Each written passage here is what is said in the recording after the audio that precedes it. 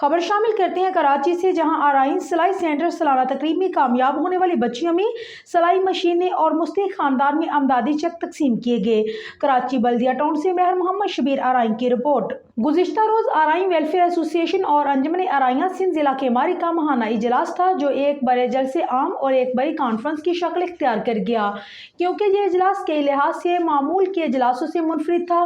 اس میں انجمن آرائیاں سندھ پاکستان کے مرکزی قائدین صدر میاں افتخار احمد آرائن، سیکرٹری جنرل نصیر احمد آرائن اور جوائنٹ سیکرٹری شاہد ندیم آرائن نے خصوصی طور پر شرکت کی۔